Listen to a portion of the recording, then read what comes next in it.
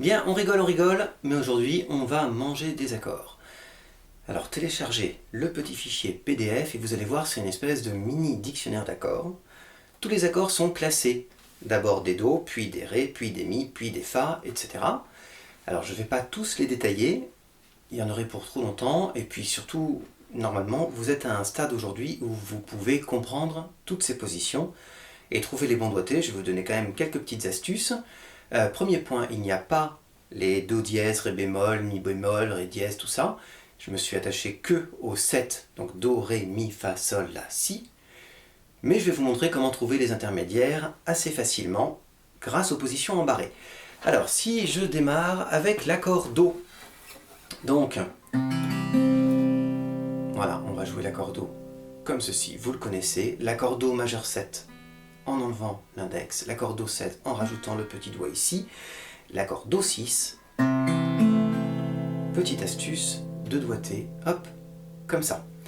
Je peux aussi vous donner le Do Add 2, et vous voyez qu'en fait quand je fais ça, j'ai essayé, c'est un des points communs à tout ce que je viens de faire, j'ai essayé de garder la position standard et d'y ajouter ce doigt comme ça. Quand on va faire le Do sus 4, et on peut rajouter le petit index qui barre sur la position suivante comme ceci. Et en fait on voit il y a toujours ma position de Do qui se dessine, voilà mon Do de base comme ça. En fait ça me permet d'enchaîner l'accord Do avec un Do 4. C'est le genre d'enchaînement qu'on trouve assez fréquemment et c'est pour ça que je vous conseille d'essayer de trouver des doigtés, souvent avec le petit doigt. On va le voir avec l'accord Ré d'ailleurs après où on aura le même genre de choses. Pour l'accord Do mineur, on n'a pas le choix, on est en barré. D'ailleurs, je ne l'ai pas dit sur l'accord Do majeur, hein. Oui, il y avait évidemment l'accord Do majeur en barré comme ça également. Donc, Do mineur, hop, on reconnaît, en fait ça vient de la position de La majeur qui devient La mineur, mais on est en barré 3. Et Do mineur 7 comme ceci. Bon, autant ne pas vous le cacher plus longtemps, quand on va vouloir faire un Do dièse, on va prendre le Do majeur et on va le monter d'une case, parce que le dièse fait monter d'un demi-ton. Quand je suis en Do mineur, si je veux un Do dièse mineur, hop, je monte d'une case, voilà mon Do dièse mineur. En fait, ça va être ça l'astuce, et elle va très bien marcher pour les accords en barré.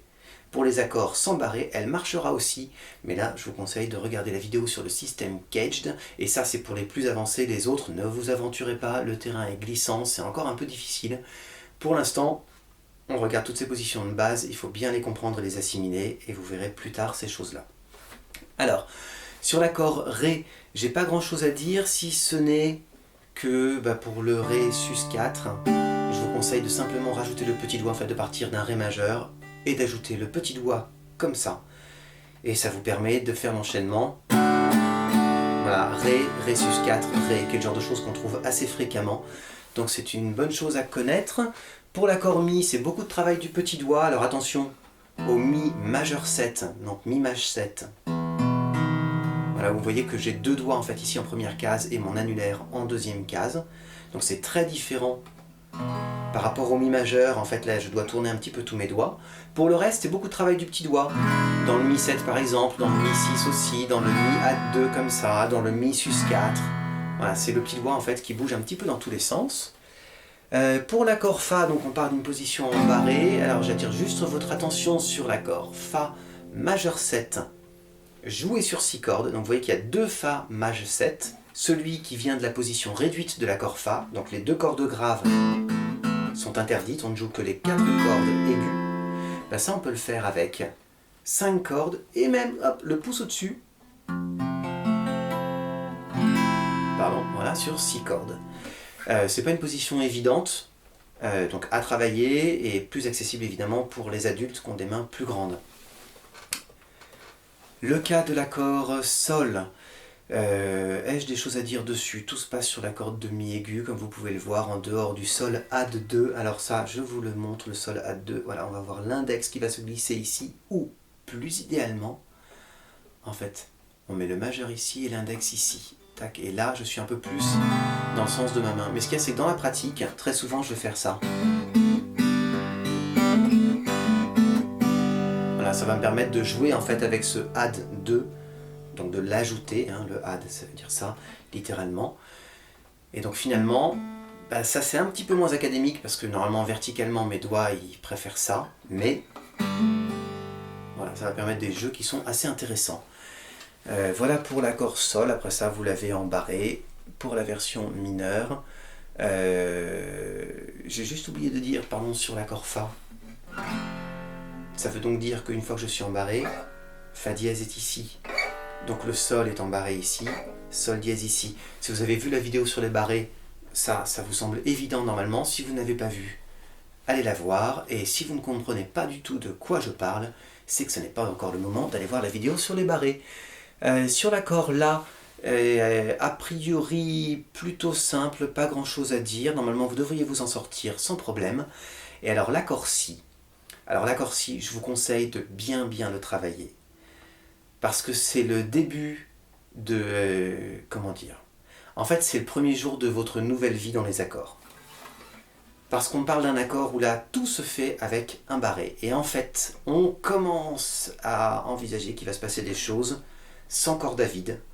Et ça, c'est le monde des accords où on fait vraiment plein de trucs et où on n'utilise plus forcément de corde à vide. Et c'est très riche, simplement un petit peu difficile. Alors, là je vous le cache pas, pour les plus débutants ce sera pas forcément simple. Donc j'ai le Si comme ceci, le Si majeur 7, hop là, comme ceci, toujours sans ma corde de Mi grave. D'ailleurs vous voyez que je ne place pas mon barré jusqu'en haut, en fait mon barré il touche juste la corde de Mi de façon à éviter qu'elle sonne. Voilà. Puis le Si-7, hop, comme ceci, simplement en enlevant complètement mon majeur.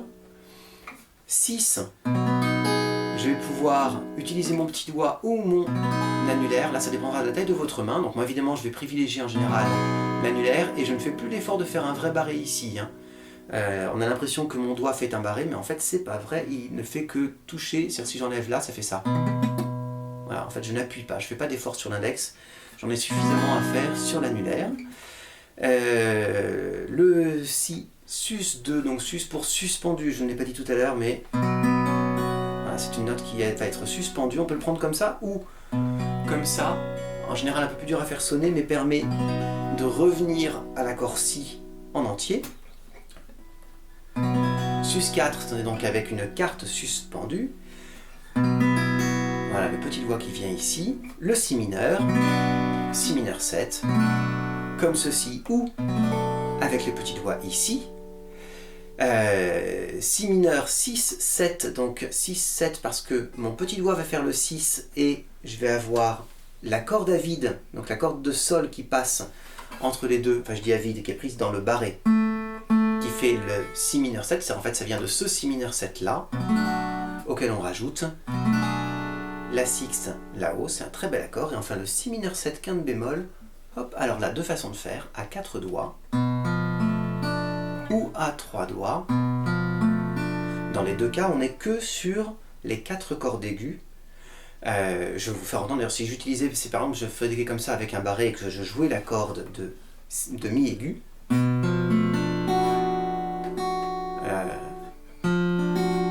y a un truc étrange quand même. Il y a quelque chose qui sonne bizarrement et c'est normal.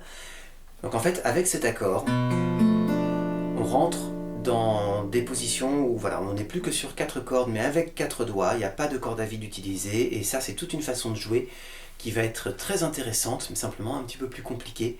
Donc voilà, toutes les positions de l'accord Si, évidemment elles ne sont pas simples, parce que ça nécessite pas mal de doigts et des barrés, mais elles sont importantes parce qu'on les retrouvera en travaillant les barrés, déjà tout simplement, et en travaillant les positions fermées, donc des positions qui vont se baser notamment sur le système caged. Et donc ils vont permettre de deviner tous les accords et toutes les façons possibles et imaginables de jouer les accords sur le manche. Donc travaillez bien cette position-là, même si elle est un petit peu plus compliquée que les autres. Si ça sonne pas, c'est pas grave, il faut continuer, il faut persévérer. Les accords, ça prend du temps, hein, et surtout les barrés. Il faut que la main se muscle, s'assouplisse, que la position de la main en fait s'ajuste. En règle générale, je mets en fait moins de force dans mes positions d'accord que mes élèves.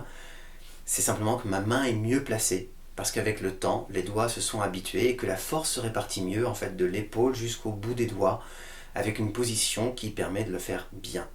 Et ça, c'est principalement du travail. Donc travaillez régulièrement vos accords pour arriver à mieux les enchaîner, à mieux placer les doigts et à mieux faire sonner les cordes. Jouez bien.